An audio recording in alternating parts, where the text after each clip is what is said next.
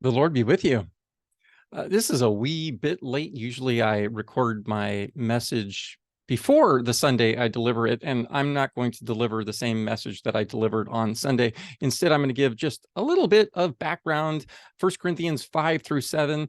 And since most of it is dealing with sexual immorality, I thought I'd give just a brief presentation of biblical sexual morality.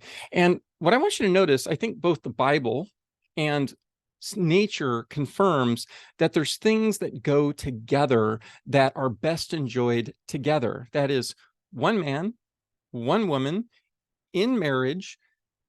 Sexuality, sexual intercourse is best and most fully enjoyed within the context of marriage between a man and a woman, and a child being conceived in the context of marriage, being given birth to and raised in the context of marriage, and then in the extended family of that marriage as well. That's the way God designed us. That's the way nature designed us. So let's just take a step back. So a man and a woman, they fall in love, and the product of that love is to make commitments and vows and covenants with each other of lifelong love and fidelity. That's what marriage is. That's that public commitment to honor the vows that they made that flowed from love. And within the context of that love, the joining of the man and the woman together in sexual intercourse, the overflow of that love is the creation of a child. The child is conceived and born in the context of that loving, committed, lifelong marriage. The child is raised, the children are raised in the context of that lifelong, committed, loving marriage. And then in the terms of the extended family as well, the child is raised within that context. And that's what the Bible teaches us and nature teaches us is what is best. Now, I understand that's a bit idealistic. It doesn't always work out. We live in a sin-filled world.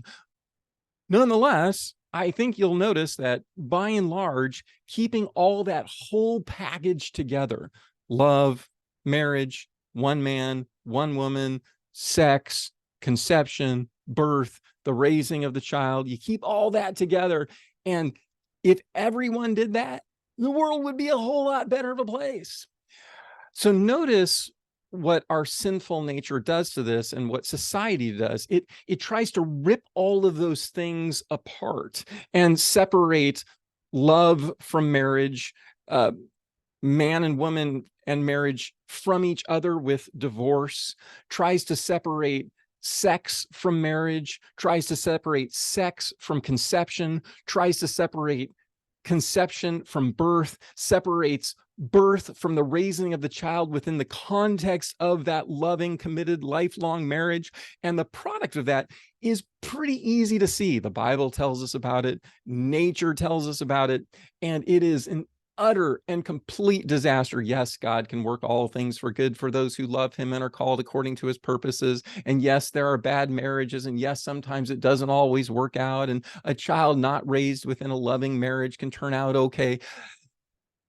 But again, the ideal is worth striving for. Keep it all together. Don't rip things apart into, separate little things, but take the whole package God gives. And I think we'll all be much happier. Okay. I hope I did that short and quick and sweet. I suppose if I were doing gospel stuff, I'd talk about how Jesus and his church are the groom and the bride, and you keep Jesus and his church together and love and commitment and, procreation and all that kind of stuff, the overflow of that marriage too. But I'm not going to do that. God bless.